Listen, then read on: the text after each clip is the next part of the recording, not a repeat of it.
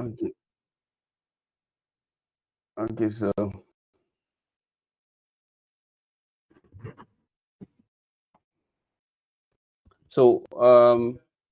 how was your week? It was fine. It went well. Yeah. All right. Hope everyone is fine over there. Yeah, all good. And how is Ramadan going? Very well. It You worked expect it? actually. Yes, the way I expected. Exactly. Okay. So But one thing that that I was wanted to ask is maybe we will okay. still get there, sha. How to export the data to maybe if I want to export it to Power BI E- to yes.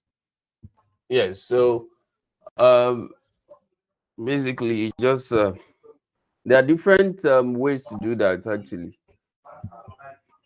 So one has to look for the format supported by Power BI.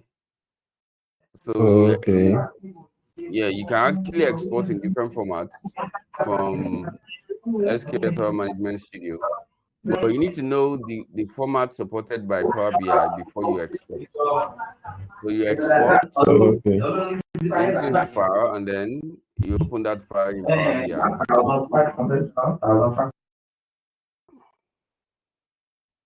One way to do that is to make it a report. Okay, I think I didn't show you. I didn't show you that last week. You can export as a CSV file. You can export as a report file. They're actually different formats.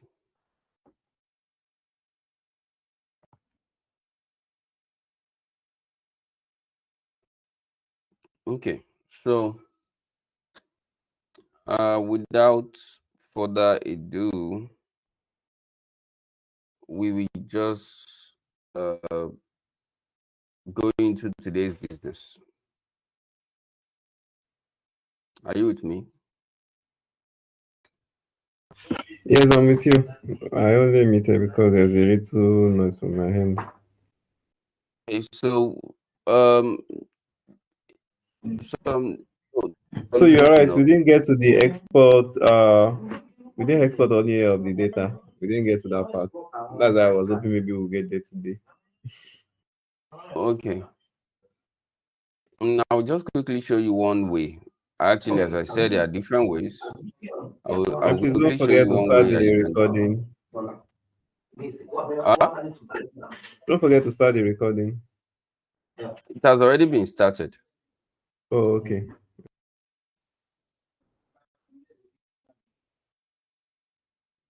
Okay, so let me open. Let me open a new file. If I make a new query here, I believe you can see my screen.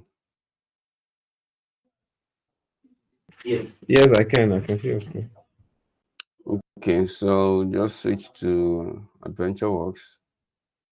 If I write a simple query to one of our tables from production dot product. I hope you were able to save your files to save your queries.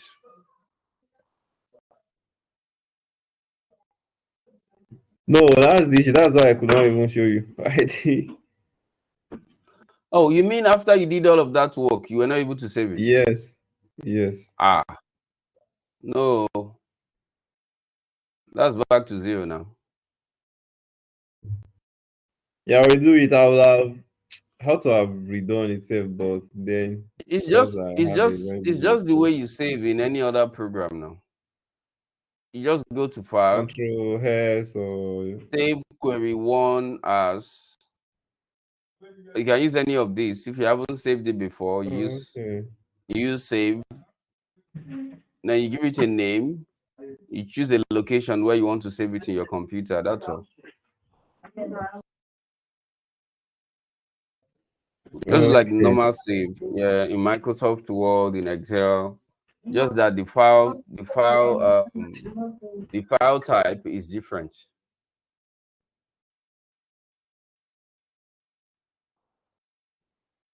Okay, so now if I run this query, I get the result. This result.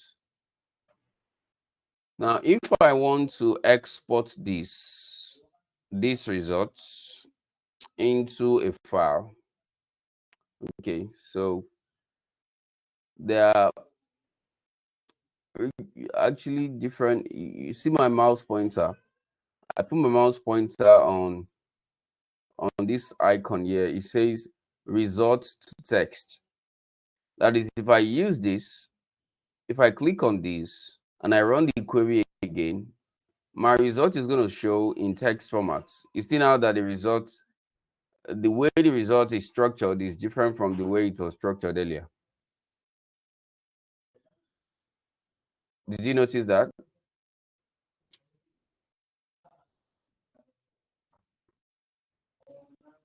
Okay. So another way, the normal way that we've been using is result to grid. Another way we could do that is result to file. If I click on result to file now, and I execute the query again, now it's going to ask me to save this as a report file, right? As a report file, I can then choose the location where I want to save it and then save it. But the caveat here is that this is going to be saved as a report file .rpt. Now, if Power BI does accept a RPT file, that's a go. But if it doesn't accept, I don't know, we could ask for Mr. Blakim.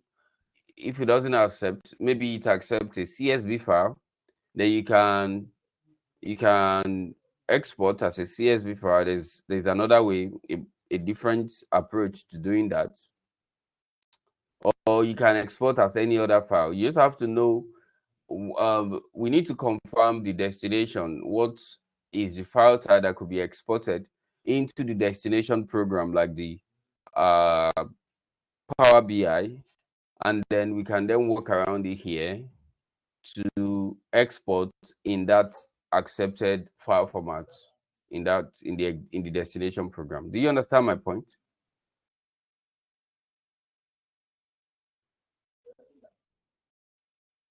All right. Yes, I do. I understand.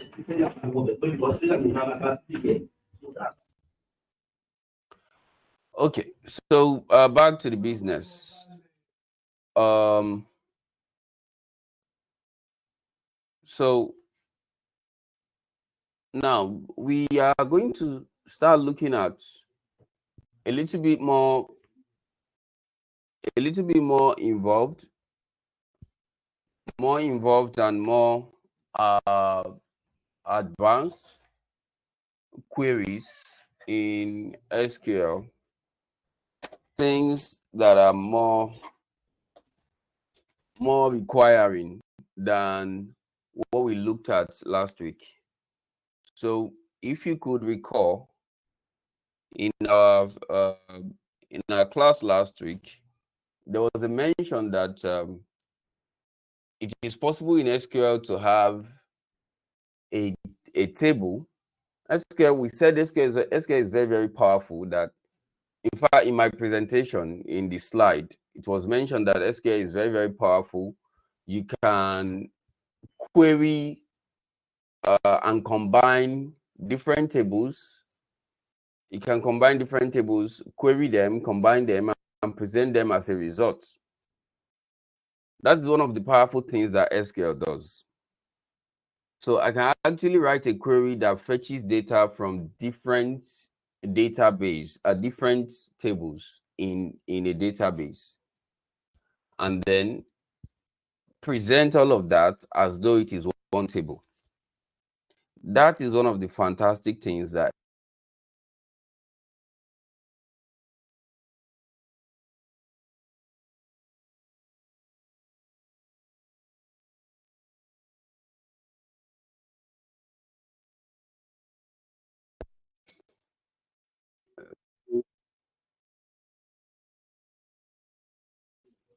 the provided idiom in the language that we use to do that is called the join keyword or the join statement.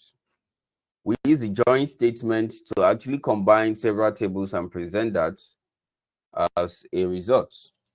Let me actually have a comment here, as usual.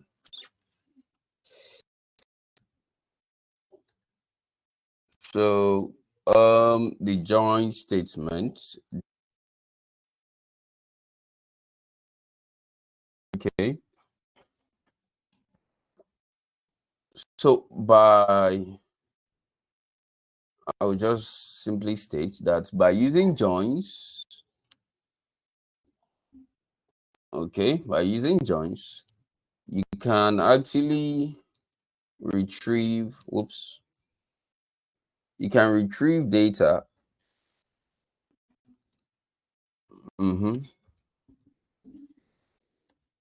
from one or more tables. Now, there is a condition. The condition is based on a logical relationship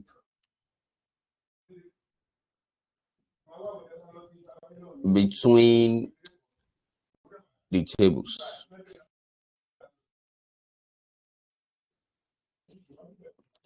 So based on a logical relationship between the tables, you can join.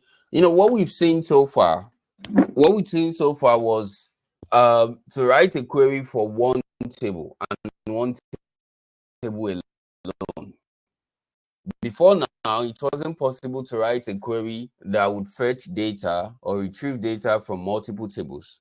But now I am saying that it is possible to do that, to write a query that would get its results from several tables. Okay.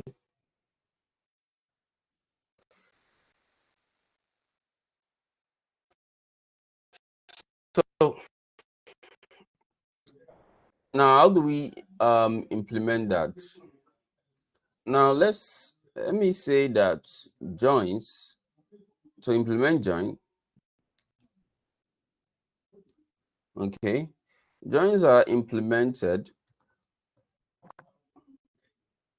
using the following transact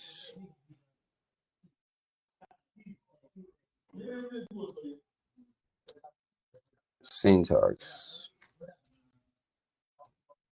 Okay, and these are the transact syntax. So the first one is the inner join, and then we have the left outer join. The outer, will put that in brackets because to indicate that outer is optional. It can be left join or left outer join. Then we have the right join or right outer join. The outer there is also optional. And then we have full join. So inner join, one way to join two tables or more together. That is one syntax that we could use to do that. Left outer join, right outer join, and for our other syntaxes that we could use to join tables.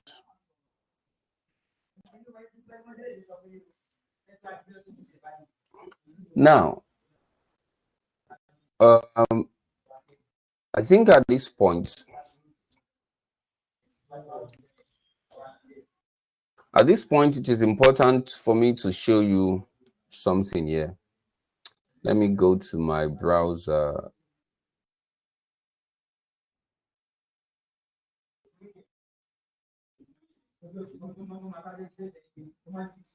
Okay, so join SQL.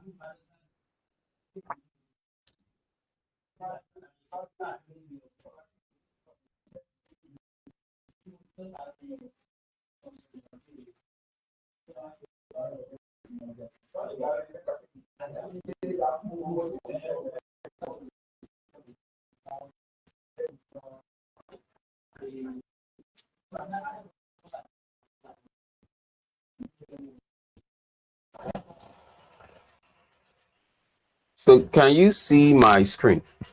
Just give me a thumbs up.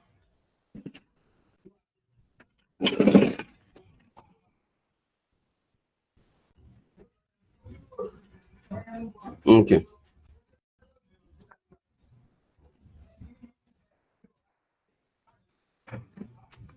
Okay, so if you look at, I'm actually using a website here. This picture here. If you look at this picture here, you have left outer join.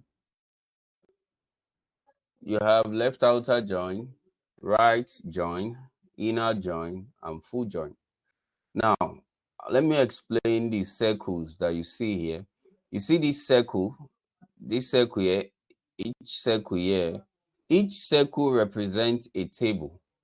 So you see that it is written on the circle, left table, right table. And another thing you notice is that this circle is blue, is shaded in blue, and this is shaded in white. And at the place where they both intersect, that space, that area where they intersect, is also blue. Okay. So what does this mean? Now, when you are using join, when you are using join on a table, first of all, I have mentioned that before you'll be able to use join on tables, there must have been a relationship between the two tables. And that's another thing to talk about, relationship. In fact, when I showed you that is taking me to another area now. Let me quickly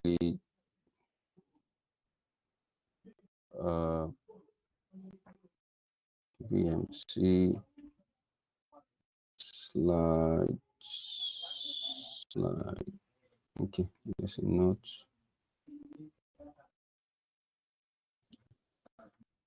So when I presented this slide to you,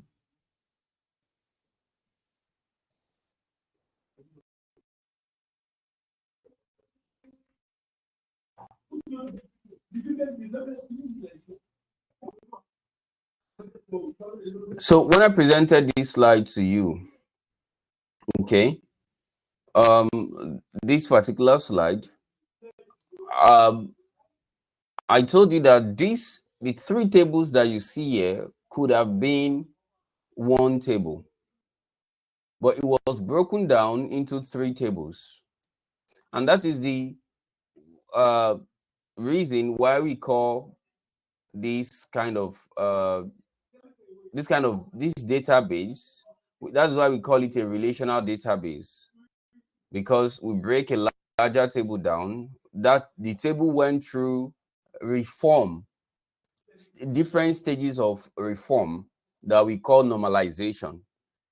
In each stage, duplicate data are removed, errors are removed, the table is cleansed of redundant data, unwanted data, relationships are formed.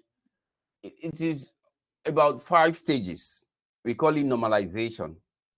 So the table went through those stages. What you get as a result of that reform is a table, once a larger table, now broken down into smaller tables. But then the difference, the first difference is that something that used to be a very large table with inconsistent data has now been broken down, has now been simplified and broken down into smaller tables, okay, in the process of normalization. Now, another thing you will get as a result of that process is a relationship, is relationships that was formed between the tables. Because remember, the data used to be in one table. Now that you have separated them by having different tables for the data, how do they connect? How do they know? How do the data know about each other? That is where the idea of relational database, or the idea of relationship comes from. So you see the R here. If you look at this table ordinarily, students and courses, the courses for each student could have been in one table. We could have had a table, same table for having columns for courses and having columns for their names, like that. But it was broken down. So you now have a table representing students, and then you have another table representing courses. Now, but how do you know if you want to retrieve a student and then the courses that student is enrolled on? How, now that the table has now been separated, how would you be able to do that?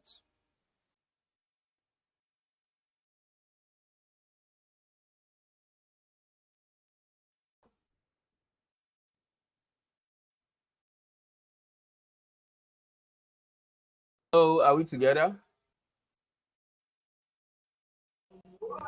Yes.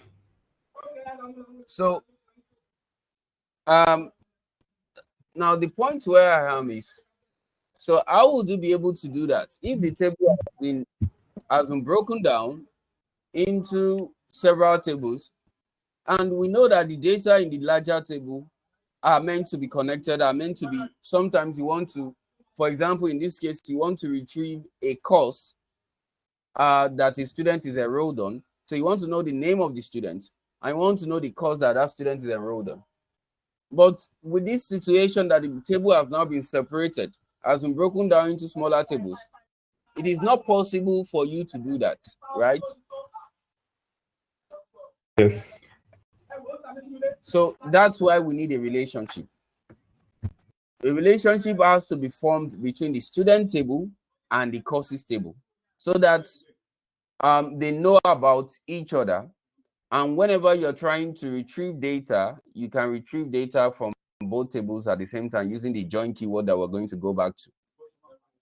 Now, I'm trying to give you the basis, the foundation for why there is a need for join keyword, because we created a problem by breaking down tables, a larger table into smaller tables.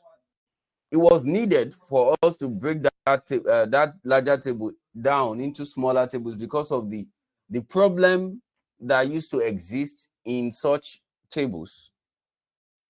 Okay, it was very, very crucial to do that, because you have inconsistent data, you have anomalies, you have redundant data, you have errors, you have all sort of things that are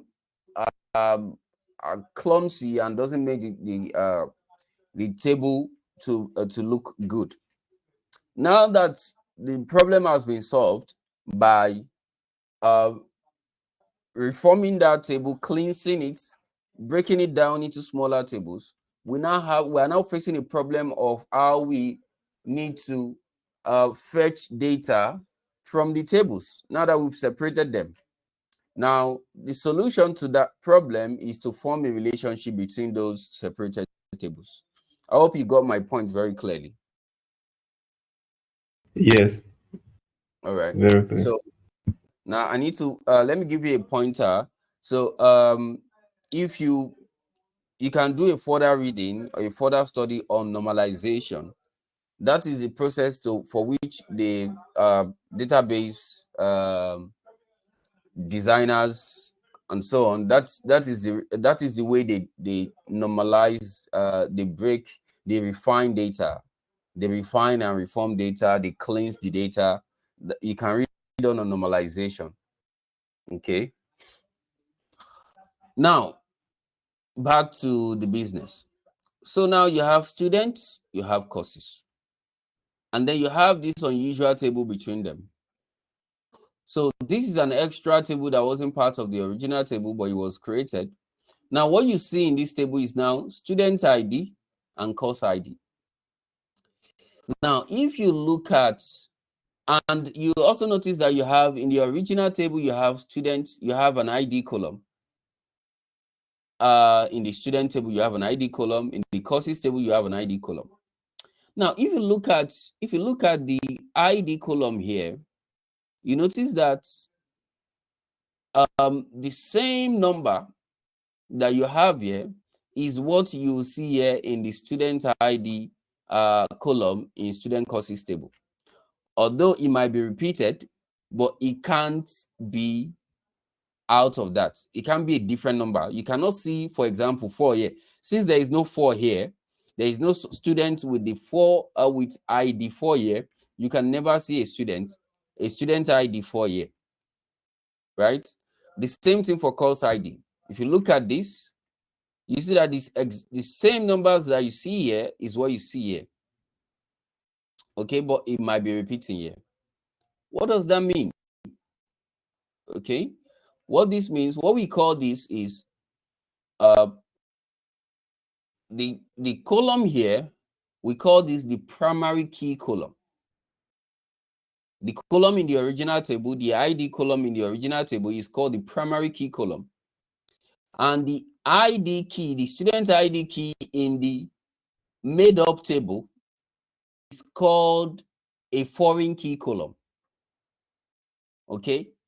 Now the ID column in the original table is used to, as always, is used to identify, to uniquely identify each student. Just like you have in school, each student in school has an ID. So because we all know that names can be sometimes the same. I can have the same name, the same first name and last name with you. It is possible, but the ID will always be different. So we need an ID to uniquely identify each student, right? Now, in the student courses table, we see that the student ID is repeating, right? So we have Sam is appearing 3 times. Yeah. That is because you know that it is possible that Sam is assigned or is enrolled on 3 courses. Right? This shows that Sam is enrolled on a course with an ID of 1, which is SQL Server. You can see the connection now. I believe this is uncovering itself. Then you can see the ID for Sam again. We see that here the course ID is 2, which means that Sam is also enrolled on ASP.NET MVC. And then student ID here, the third one is 3, indicate that Sam is also enrolled on MongoDB. What about Mary? Mary with an ID of 2. Mary, there's a course ID that corresponds to that, which is 3. It shows that in the courses table, Mary is enrolled on MongoDB, and she's also enrolled on Java. Tyne, or how do I pronounce that? Tyne. She's enrolled on, she has an ID of 3. She's enrolled on MongoDB, and she's enrolled on PHP. You see how this middle table helps us to create that relationship. So we call the keys here the foreign keys, and we call the ID here, the ID in the reference table, in the reference table, we call it the foreign keys. For example, student ID and course ID here are called foreign columns or foreign keys. And then this here, in the original table, is called primary key. A primary key must be unique. The data in the primary key must be unique. It can't be duplicated. But in foreign key, it can be duplicated. Do you understand my explanation? Give me thumbs up if you understand so far.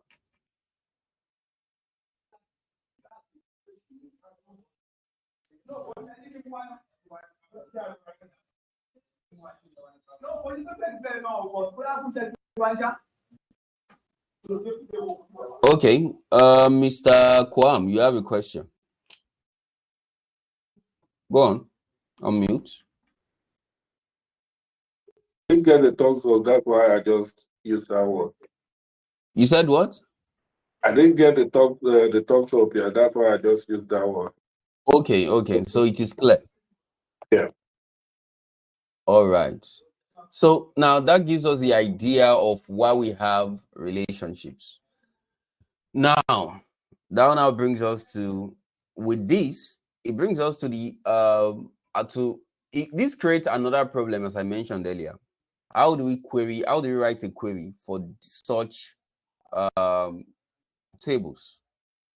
And the solution to that is joins. Now let me now go back to what I was presenting. Okay, so I mentioned earlier that joins is used to combine several tables. Now, and I told you that, okay, while I was presenting this, that the circle here, each circle represents a table. Now, so let's say, for example, this is a student table and this is the course table. We know that both of them, there's a relationship between the two tables. Okay. So when we use a left join, when we write a query that uses a left join,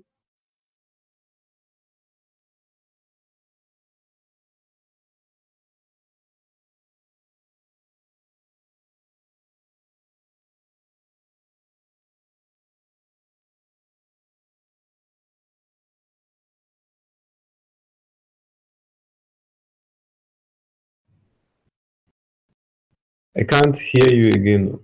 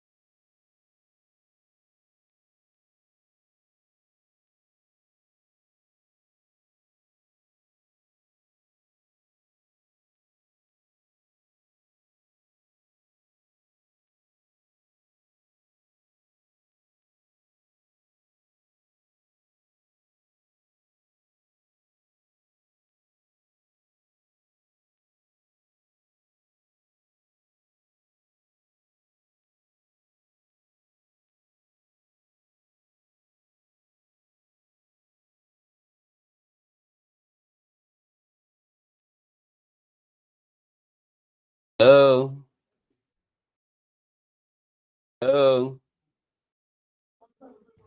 Yes, I can hear you now. Okay. Come back. Thank you. I had a distraction. All right. So now now if we wrote a query on a table using left join, what the blue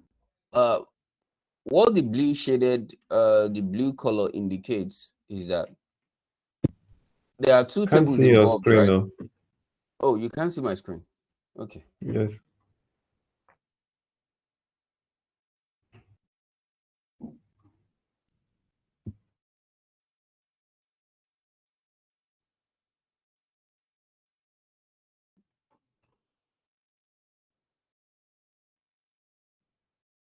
Can you see my screen now?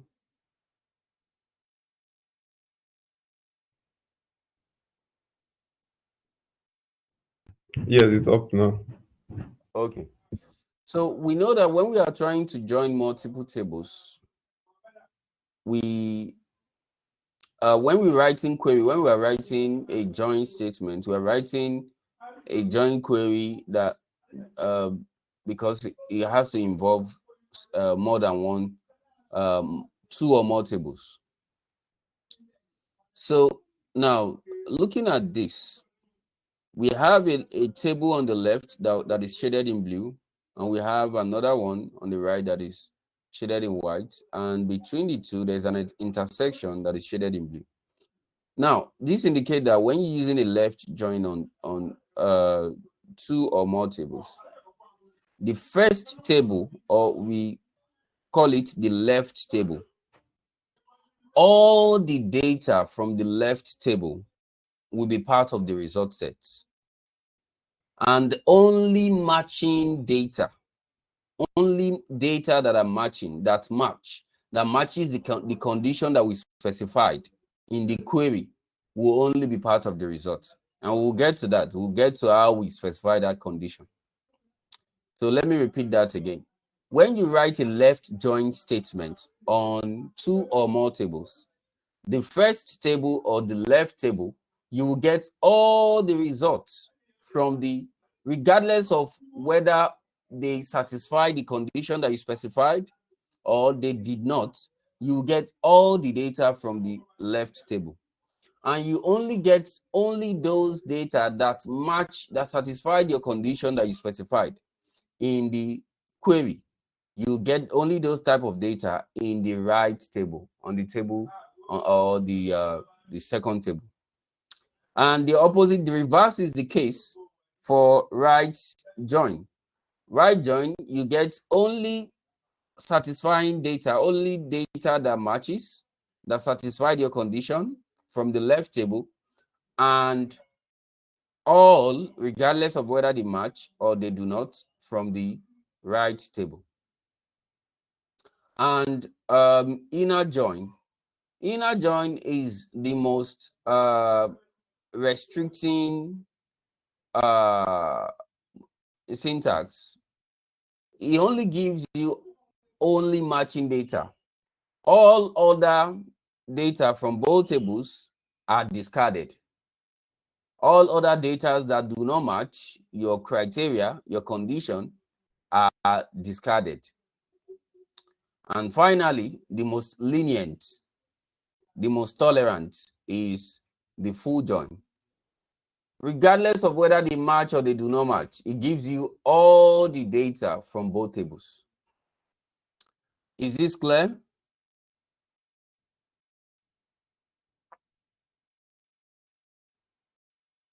Yes, it is. All right. Mr. Kwame, I hope it is clear too. All right. So now let's now go back to SQL Server Management Studio and start writing queries.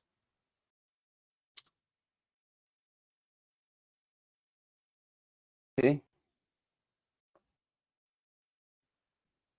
Now, I have I'm going to use a table here called it says select from sales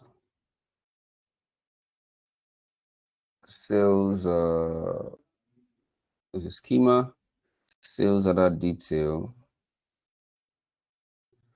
Okay, sales other detail.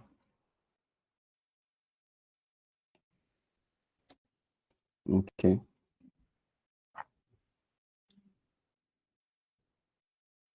Let me select the columns. what are the columns that I have here? I have products. Actually, let me make a general one so I could see all tables there. Or columns rather. Oops. Oh, I need to change this. Okay, so I have sales order ID and other columns.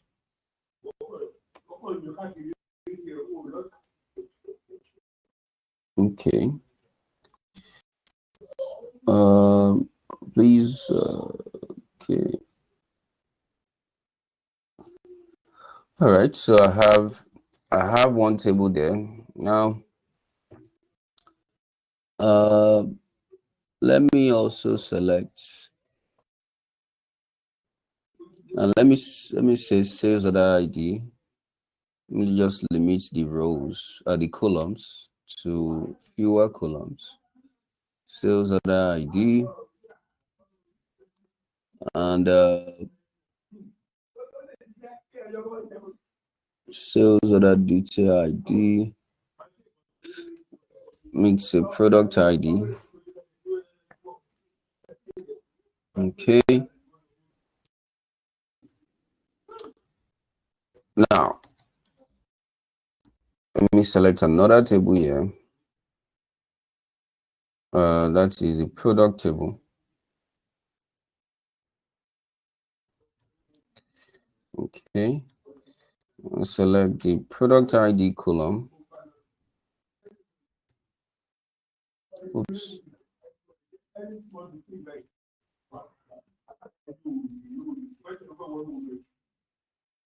Oh, I didn't put it from clause.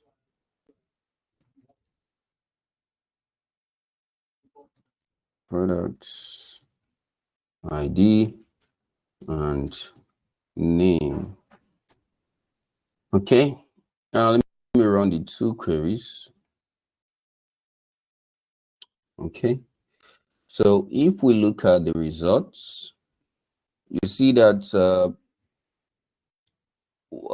there is a common column between these two tables. In the first table, sales order detail, a table that records the sales.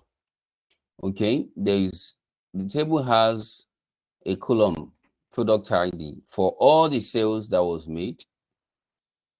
Of course, we need to know the ID of the product that was sold, right? So there is a column for that. All the sold product as a corresponding product ID column. And I believe you remember this table, the product table that we used heavily in our last class. It has a product ID recording all the ID for all the products. Now, with my explanation of that from this slide, which of this column is it the product ID in the sales column that is the primary key column, or the one in the product table? I need an answer. Let me repeat my question. So which of this product ID column, the one in the sales order detail table or the one in the product table, which one is the primary key column and which one is the foreign key column?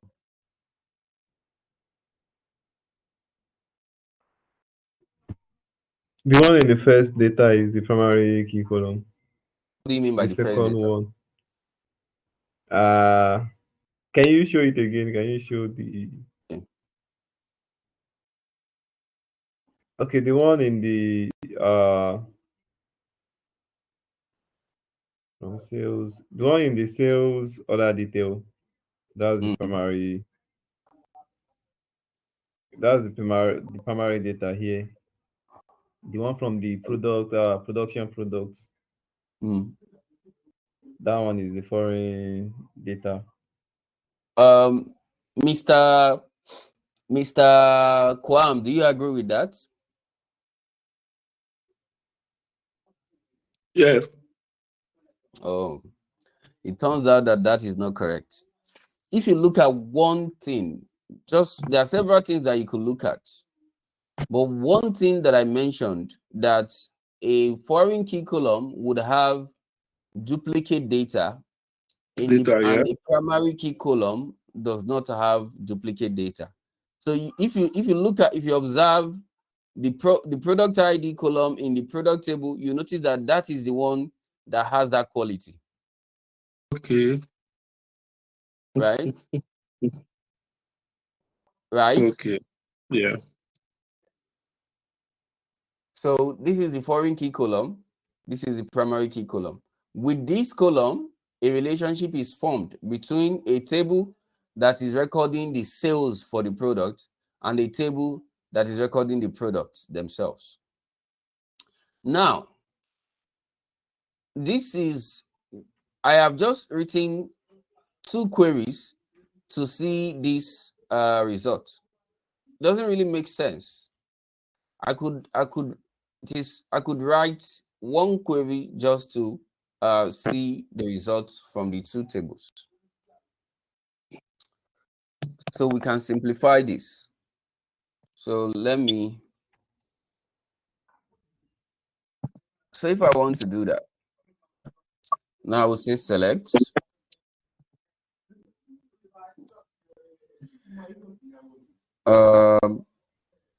Select from,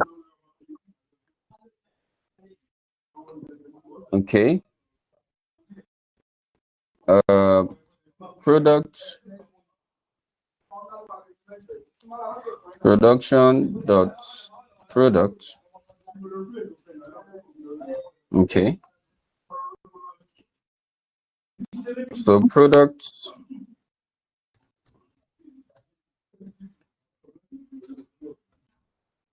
dot name, comma,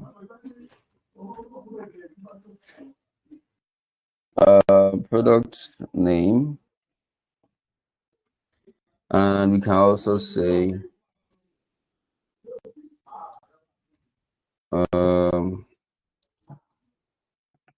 sales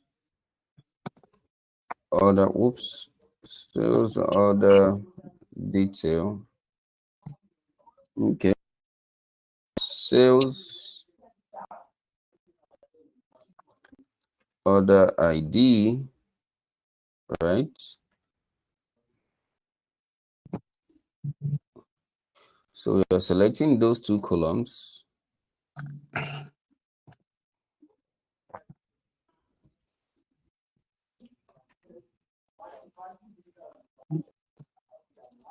Okay.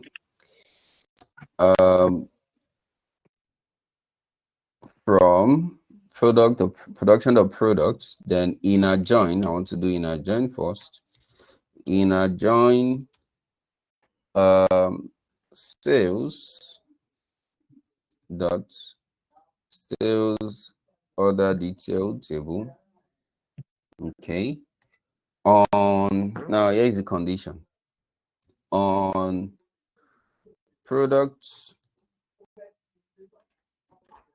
dot product ID, right, where they are both equal, where the product ID in product table is equal to the product ID in the sales table. And we are done. Now this query looks very, very complicated, right? So let me execute that query.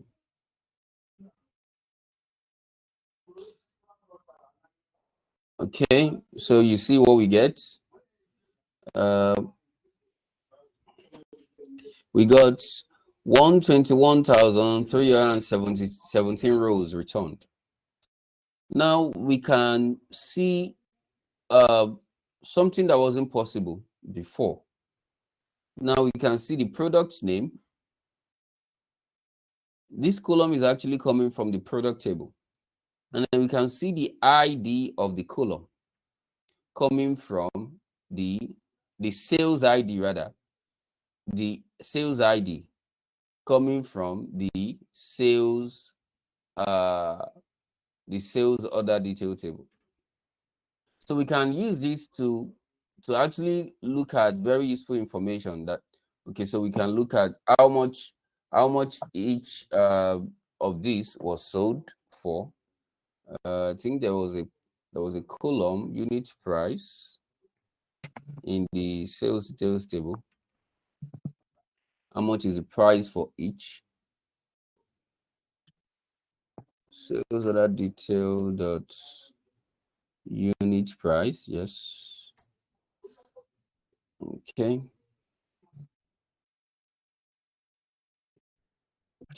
So we can see the products alongside the sales order ID and then the amount it was sold for. Something that wasn't possible. These data, the fantastic thing about SQL is that these data, as I've mentioned, are coming from two different tables. You can only get this, I believe you can only get this. I don't know if Python can do this, but you can only get this from SQL. It's fantastic. It's very, very amazing.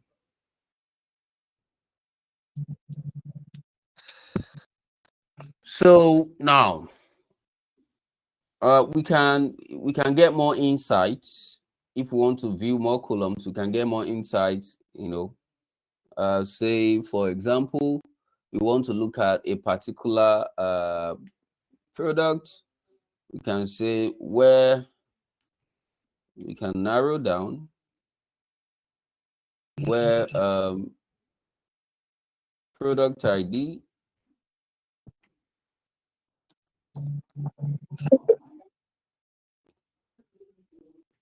product ID is equal.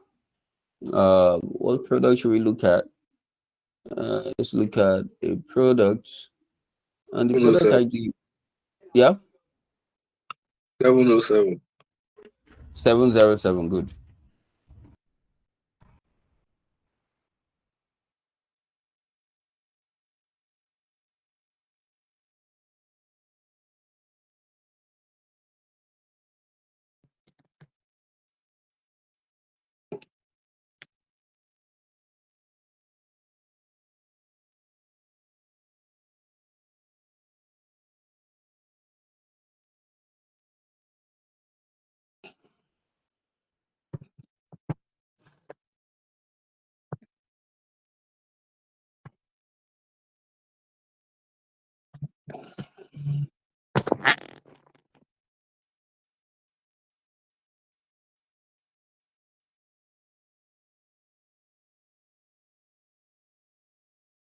Can't hear you again.